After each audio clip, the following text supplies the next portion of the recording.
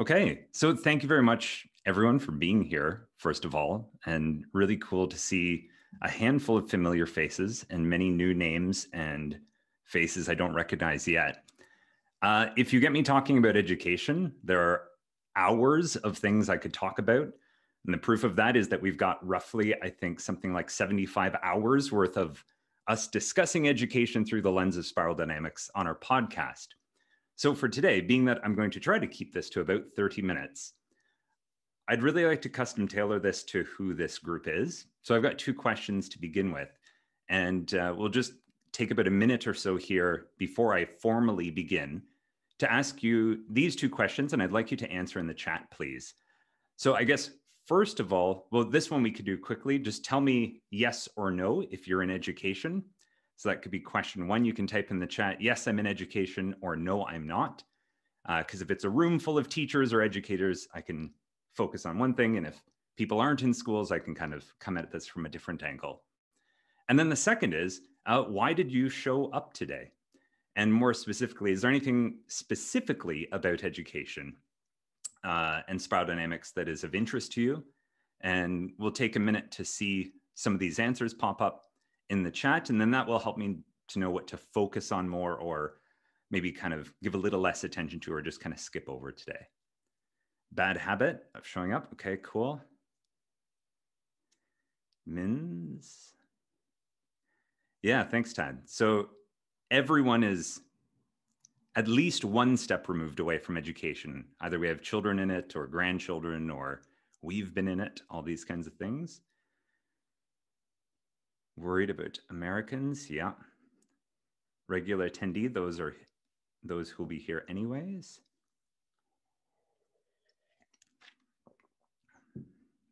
Thanks, Michael. Just kidding. Okay. So some people are familiar with the podcast. Cool. But yeah, the group, it sounds like a lot of us are coming at this from different angles, but cool to see that there are some in education policy. Yeah, and trying to make connections across things as well. All right, that's really helpful for me to know how to kind of focus on things. So I'll share my screen and we'll officially get this show on the road. Okay, now there's always this section of 2 awkward minutes while I find all the right things to click here. Just one moment. And Paul, I can still see you on my screen. Could I just get you to give me the thumbs up when that first slide pops up that has the tug of war on it? You're able to see that? Okay, great. Okay, so my presentation today is about the tug of war of different values in education. And often when I'm discussing these ideas, I'm not talking to a group of spiral dynamics enthusiasts. Normally, I'm talking to educators who've never heard of integral theory or never heard of spiral dynamics or Claire Graves or anybody like this. So I'm really excited to know that most of you, I'm assuming, have some background in this area.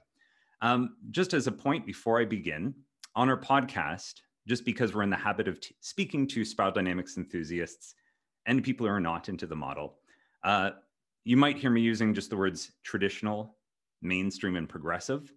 And those are the code words we use on our podcast. Blue being traditional approaches to school, orange being mainstream, and green being progressive.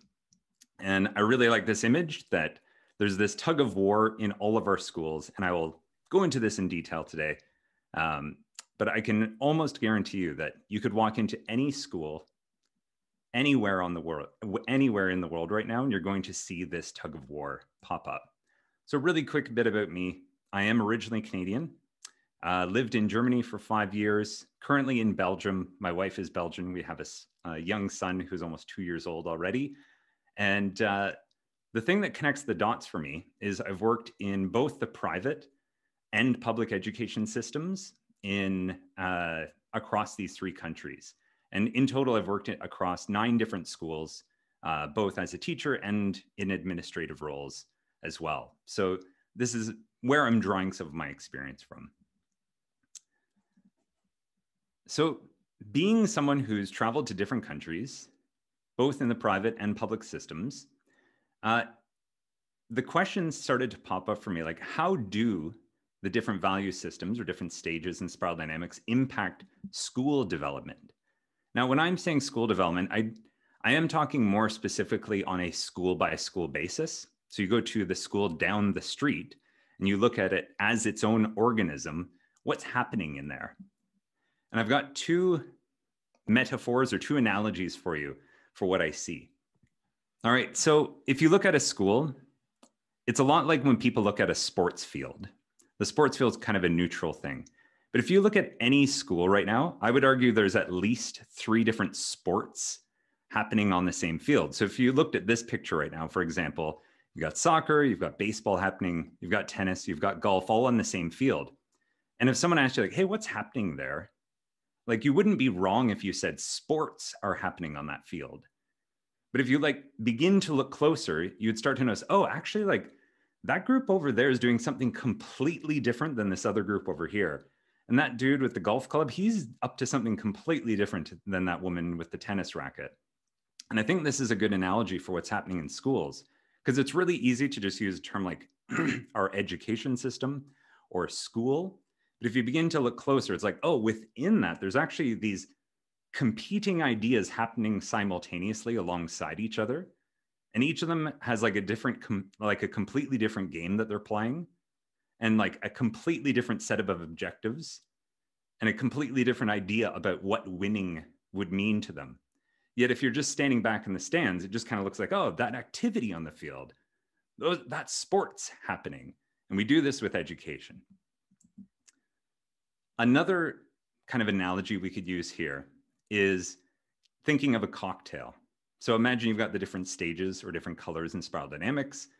We've kind of mixed them all together and you didn't see what happened in the shaker. And all you see is this mixed colored drink that's being poured. That's what you're seeing in the school. It's like, oh, okay, there's this cocktail in front of us in the school. And what we've tried to do on our podcast is actually like deconstruct that cocktail and go, oh, actually, it had this ingredient and it had this ingredient, it had this ingredient and this one. Hey, and do you notice how different each of those flavors are on their own? That's going to be really important if we want to like influence what this cocktail is like. So those are the kind of 2 things I'll try to do. Point out the different sports that are happening on the field with you guys today.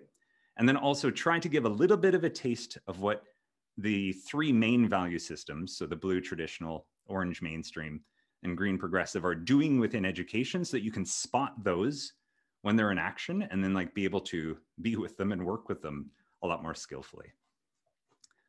So like I said, we are using spiral dynamics as kind of the background of our model on our podcast and the work that we're beginning to do with school leaders. And we, like I've already said, use the terms traditional, mainstream, and progressive. I could definitely spend an entire hour just talking about this, but we applied the quadrants from Ken Wilber's integral theory to talking about the aspects of a school. So again, if we just say a school that's down the street from us, we know what that means. We know what a school is. But if you actually want to work with a school to help it to grow, to help it to change, it's helpful to know like the components that make up a school. And what we've found really helpful for school leaders is to say, hey, let's put your school name in the center of this box. And then basically begin to fill out like what activities are going on here? Like what are your practices? What resources are you guys using? What physical or digital environments do you have here? What systems are you using to organize this place? Who are the communities? Who are the groups of people? The various overlapping circles of people in your school? What are the cultures within those? And then on the individual level, like what are some of the beliefs people are walking around here with? What are some of those internal reactions that are happening here? And what's interesting is we found that traditional, mainstream, and progressive schooling, they each have completely different answers most of the time across those 8 boxes. So you see different kinds of environments, different kinds of activities, different kinds of resources in a traditional school compared to a mainstream school, compared to a progressive school. If you want the cheat code, if you don't want to listen to the rest of my talk, I'll give you like the really quick game you can play with a school administrator. And this has worked in every school I've talked to them in so far. And you just say, hey, what's one of the things you guys do here? And they can tell you anything about the school. And then ask them why they do that 5 times. And usually by the 3rd, often the 4th, but always by the 5th, they'll point out one of these 3 values. And essentially, the reason they're doing something in their school is either for reasons of security, which point to like a traditional influence. Their answer has something to do with progress, which would hint at a mainstream or orange influence. Or they're talking about some kind of inclusion, which would hint at like a green progressive approach to education. So if you want the like Cole's Notes cheat sheet version, that's one of the easiest ways to get a pretty blunt sense of what is organizing the school environment. However, there's a lot more nuance than that, and that's what I hope to get into in these next couple slides. Across these 3 types of schools, another marker that shows the difference between the 3 is to see the kind of relationship in the power structure, and specifically between the teacher and the students. So in traditional, the kind of relationship that you see happening, playing out, is more like the master and apprentice. So expert knows how things are done, and I'm going to walk you through this. In mainstream, it's much more like an Olympic coach. You're going to the Olympics. I'm going to measure how good you are doing now. We're going to track your progress. We're going to get you better, and we're going to get you ready to score really well when the big test day comes. And then progressive, counselor, and there isn't really a great word in English, but counseled. So the idea of, hey, you're on your life path. I'm here with you during this time that you're in school, and I'm going to help you walk along your path in life. And what's interesting is we see that not only is that structure, or those kinds of relationships, I should say, not only do we see those in the classroom, but they tend to be mirrored in the way the entire organization with the adults, the school community, the surrounding area, the parents, all stakeholders in the school, that kind of relationship, either master apprentice, Olympic coach and athlete, or counselor counseled, mirrors its way across the entire organization. Now, the point of my talk, though, is to say there's a tug of war.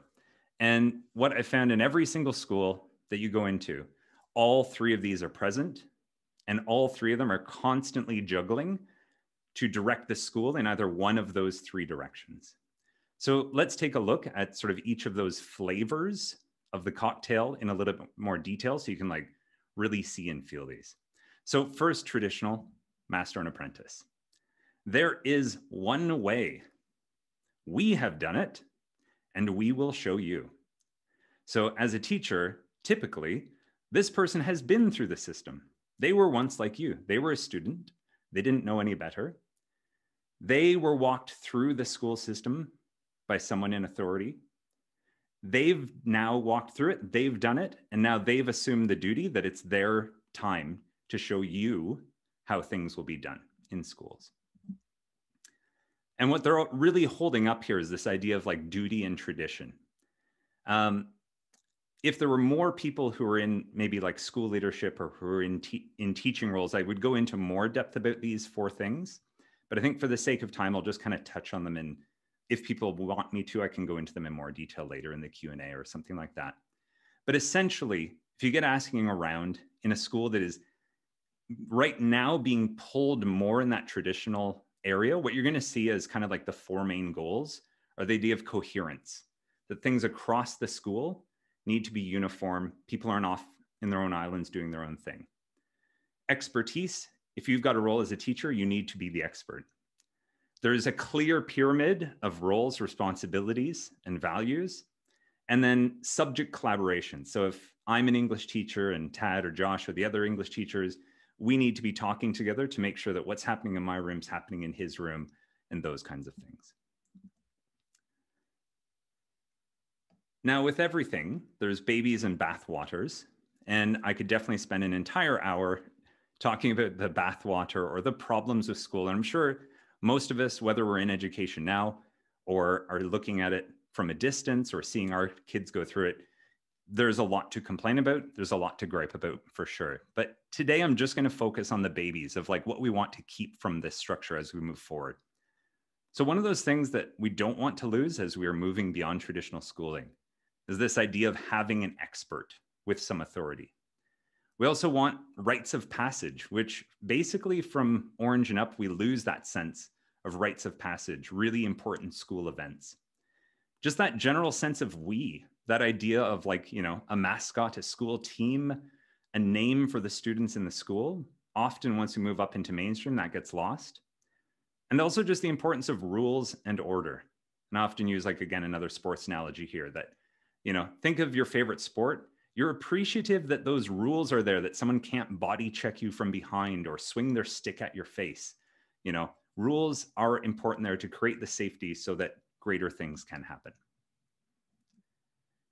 Now, often when we use this word traditional school, a lot of negative connotations come up because there is this kind of idea like, oh, well, traditional is the really bad one we shouldn't be doing. Progressive is a good word, so we should definitely be moving in that progressive move. But what I'd say is really interesting. Blue traditional education is still incredibly popular and actually very easy to sell these days. So I would argue that TED Talks are a good modern embodiment of traditional education. You've got an expert for 15, 20 minutes telling you something important from their place of authority. The masterclass series proves that people are willing to pay at least $125 to hear an expert writer or an expert chef teach them how to do something. There will always be some kind of place where we want to get a download of information from an expert. And, I would even argue a lot of online Zoom talks, things like that, at least have a portion that is very traditional, where there is this lecture or download or sharing of information with people. So I'd even characterize what I am doing right now as actually being traditional education. I'm the expert here, downloading, sharing this with you. Now, of course, we will have time to digest this with some breakout rooms and some Q&A later, but I did want to kind of point that out on a meta level. So we've looked at traditional. So now we're going to move on to the mainstream, the Orange approach to school. This is a very general quote, and I don't have any evidence to back this up, but I would say probably we're talking now about 95% of schools worldwide, because essentially schools, no matter what the country, no matter what the context, exist within a system where there is some kind of overarching standardized testing that they are accountable to. And essentially all schools worldwide are doing some variation of this mainstream approach to school. And here, the relationship is the relationship between the coach and the athlete. You're going to the Olympics. You don't get a choice in this case. You're going to the Olympics. There are tests coming your way. There are standardized tests coming your way that every child in our country or state or province are going to write. You're going to do it alongside them. Your performance on those tests could influence everything from the school's funding to your teacher or administrator's job. These are high stakes, basically competition type things. Your testing is important, not just to you for your social mobility or your desire to pursue the progress or jobs that you want, but also it affects the school, the structure that you are in to some degree. So here, the coach is getting you ready by monitoring your progress, recording how you are doing, making goals, making plans for how you're going to develop or progress to meeting those next achievements. So traditional approach said there's one way. We've been through it. We'll get you there. At mainstream, at Orange, we're saying there are many ways you can succeed. You don't have to do it the way I'm telling you. If there's something that's more effective or more efficient, go for it. But we will find your optimal way to do your best. And we're going to measure your progress and achievements along the way. So I'm going to check, before we do anything, where are you starting so that I can get an accurate measurement of how you're growing along the way, and then to what degree you are able to meet our expectations at the end of this. And here, as crazy as it sounds, so much of the structure in our modern schools is really just upholding the demands of a curriculum. And it's doing that through differentiation. So that basically means, different weights are given to different kids. Basically, we try to find what level you're already at and then give you the level of challenge that will help you to continue progressing or continuing to grow. If you think of it like weightlifting, you wouldn't show up at the gym and pick up a weight that is way too light for you and spend an hour on it. That's a waste of time. You also wouldn't walk up to a weight that is way too heavy for you because you can't do anything with it. That's way too heavy. So you want to find that zone of proximal development. So you're differentiating for students to help them continue to progress. There's assessment-based instruction. So it's no longer the master's opinion on if you're ready yet or not. We're looking at cold, hard data. And whether it's myself who's in the room or Paul or anybody else, in theory, like a scientific experiment, we should say at the end of the day that this child got this score on this test, regardless of who marked it. Also, transparency. You've got to publicly report, these grades. You've got to publicly report how your students are doing. The public can be made aware of things, and even on the teacher level. You need to be able to explain exactly why a student got the mark that they did and be able to show exactly how you came to that mark. There's no longer that trust in that traditional master who they know how to get you there. Here, transparency, you're accountable. You need to show that you're capable and competent. And the difference here in the school is we have both horizontal and vertical collaboration. So that's basically a fancy way of saying, if I'm teaching grade 3, I meet with all the other grade 3 teachers, and I meet with the grade 4 teacher above me vertically, and the grade 2 teacher below me, so I can ensure that we've got like a clear, running, coherent system from one step to the next.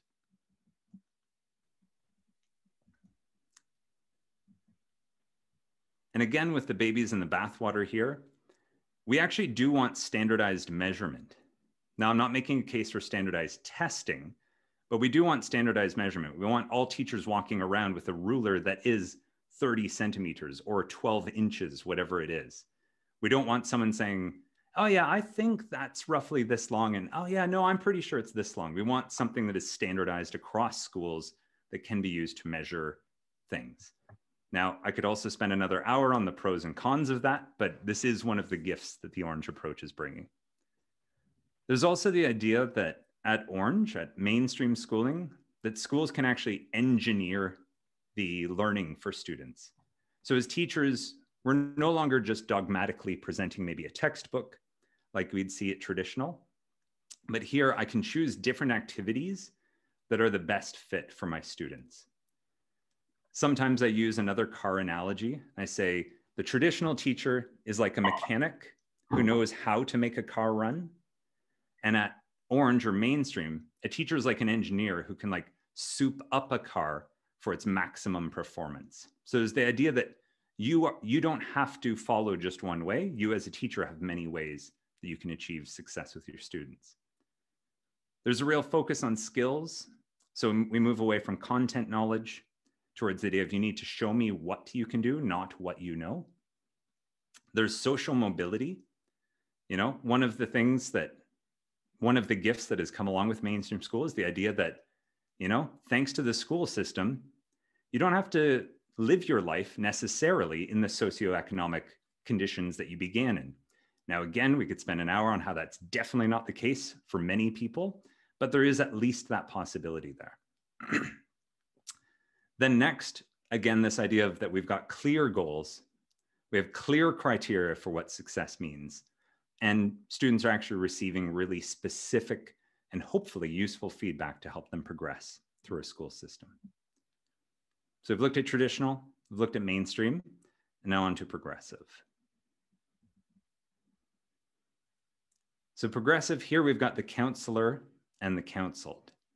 And essentially we've got a relationship where the school or teachers are essentially helping someone to basically sort out what they are doing with their life, here, now, projections into the future. So at Orange or mainstream, the curriculum was dictating most of this. But as we move into green, that curriculum kind of goes into the background, and the specifics of what need to be focused on are actually coming much more from the student and the actual direct learning context that's around them. So I use the analogy of the coach and the Olympic athlete for mainstream. Cool. You can give me great feedback. You can find all the exercises I need to do. You can help me get faster, smarter, better, more skillful, whatever. But at the end of the day, if you don't want to go to the Olympics, you didn't have a choice in that. You were going either way, and you were getting trained whether you wanted to or not, whether or not it was meaningful to you. Whereas we make this move to a progressive school, there's the idea of starting with the student and then working out to create a curriculum, a set of skills, assessments, these kinds of things that serve them and serve their sense of meaning. So essentially progressive, we're saying, where do you want to go? Let's find a way to get you there. And we can negotiate what we measure while you're on your way. And here we're trying to uphold this sense of meaning. So we've got inquiry learning. You can look into the things that you're interested in. Schooling becomes individualized. Maybe there's classes, maybe there's not. Maybe your schooling is far more independent than it is right now. There are often sociocratic structures within the school to help it organize. And we move away from this idea of skills at orange and content more at blue. And we move into this idea of transdisciplinary skills. What I mean by that are those skills that transcend any one topic in school. So right now, I'd say the best version of this is the IB system in their primary years program, the International Baccalaureate. They've fleshed this out really well, where they say, you know what, communication is a transdisciplinary skill. Yeah, you need communication in English class, but you also need to communicate in history.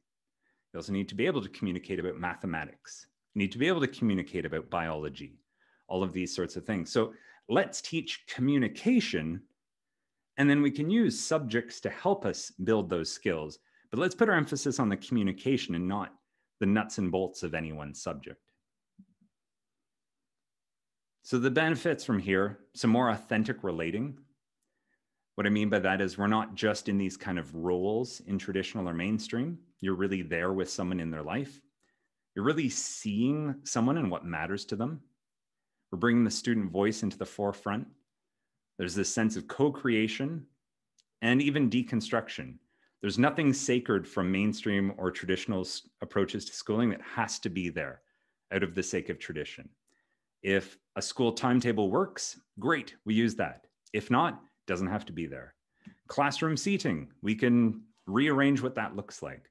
Online versus in-person environments. There's nothing we have to do. We can basically put anything on the table to play with, as long as it's serving you, your path, your meaning, and your contributions back into our learning community. So there we've got traditional, mainstream, progressive. I'm well aware that I've flown through this. I'm aware I'm talking a little quicker than I'd like to, but I'm hoping to give you kind of this download with some ideas to play with, and then we can do some more of the clarifying later. But we've looked at traditional as that master and apprentice, mainstream is the Olympic coach and the athlete, and progressive is counselor and counseled. Instantly, when most people start to look at a school, they get tricked. When most people have heard our model, they walk into the school and they see, possibly some inquiry learning, and they jump to, oh, this is progressive, or they're talking this talk, they're using this language or this code in my school. Or they see an emphasis on the standardized testing that, well, we couldn't be traditional. We have so much emphasis on schooling, on the testing. Or they say like, oh, well, we've got experts in all of our teaching spots and they've got a fair bit of autonomy. Maybe this is a traditional leaning school. What I would say is there's this idea of a sheen versus a core. And what I'd say the most common thing we see in our school system today is a green sheen placed over an orange core. And I need to go back and find a few of these articles. It was a few years ago I found them, but essentially if you look at, any educational article in any journal, by the time you get to the second or third line, it has something about how doing this will improve your students' test scores, which to me instantly sets off all the orange mainstream school lights and bells and alarms. one of the things I was referring to a moment ago was a study where they talked about bringing mindfulness into a school in Britain. And the head of school said something that almost sounded like sociopathic to me. He said, well, we found after introducing 10 minutes of mindfulness training in the morning, helped our students to calm, relax, be more peaceful with each other. And, I'm thinking like, okay, this is sounding progressive. This is sounding green. And then he made the switch and he goes, and, of course, it was also helping with the test scores. And it's like, okay, cool. You can have wins in more than one category. Then he said, oh, and then we upped it to 20 minutes. And we found there was no difference with the test scores. So we brought it back down to 10. Test scores stayed the same. We dropped it down to 5. We found the test scores started to drop a bit. So we bumped it up to 8. And we found that 8 minutes of mindfulness each morning is the most optimum for our students. And it's like, that is green sheen with orange core. And I'd say this is a very common thing that we're seeing in our school systems. Things that look like they're being done for the students' well-being, student health, all of this. If you ask, why are you doing this 5 times? We get back to this idea of like mainstream progress. Oh, it's helping with scores. It's helping with something more systemic than it is about being about the child. We also see a bit of this with an orange sheen around blue structured schools. Schools that in their hearts wish to be more of a traditional school, but can't due to the orange demands of standardized testing and that kind of accountability. So even though they may walk the talk or look like a very mainstream school, if you ask why a bunch of times, you can get down to that traditional core that's actually there for security. Oh, and I use this picture. I don't know if there are any Tommy Boy fans, but you see Chris Farley in the tiny little jacket. And as soon as the stress comes when he brings his arms down, he rips through the jacket and reveals who he is. So I like that image of, you can look like you're wearing the green sheen or this kind of school, but as soon as the stress or pressure comes, it tears apart and reveals what's actually underneath there. So walk into any school, and I can guarantee you within the staff, you're going to find staff members in administration, teaching support, teachers, everybody you're going to find certain pockets of progressive leaning people, traditional leaning people, and mainstream leaning people within the staff. You're also going to find that the system, the structure, the school itself has a direction it is heading in, and it seems to be a constant tug of war or negotiation of which of these directions the school is actually going to go in. So I'm going to shift over. This has been very much about the kind of abstract parts of our model. Here's what we're starting to do with school leaders around the world. So that right now there are 4 different schools that we've begun working with. And essentially we've presented this model to them. And then we found that these 5 questions are essentially a very simple starting point and all you need to get going. Now, this is an easy start. Carrying it out effectively is another question. But basically, here's what this comes down to. We present this model to school leaders. We present it to staff. We present it to parents, present it to students. And then we ask everybody, which one of these 3 schools do you think you're in right now? So which kind of school are you? Then step back, look at these 3. Which is the best fit for your context? Your context can be defined by any number of factors. Then which aspects of your school are already aligned? And by aspects, I'm talking about those 8 aspects I flashed to earlier. So your activities, resources, environment systems, communities, cultures, the beliefs and the reactions of the individuals there. Which of those are already in alignment with the kind of school you want to be? Which of those 8 are not in alignment with the kind of school you want to be? And then basically, how could those aspects be changed? And, this has taken essentially 8 or 9 years of banging my head against the wall in the schools that I've worked in to see the impact of this tug of war between those 3 types of school, and then helping a school define its vision, stating it, being aware of it, conscious of it, and then taking those steps to go in that direction. So which kind of school are you now? which is the best fit for your context, regardless of which one you want the most. Which one is the best fit for your context? Which aspects are already in alignment with that? Which aspects are not? And then how can you change those aspects that aren't already in alignment with one of those three types of school? I know my time for my kind of lecture portion is coming pretty close to the end here. I'm assuming, since we're a spiral dynamics crew, that people are saying, okay, but what about yellow? What about the integral approach? There's been a heavy emphasis on blue, orange, and green. What's yellow up to? My short answer is to say, yellow education is bringing in that discernment of what the babies in bathwater of those previous three are.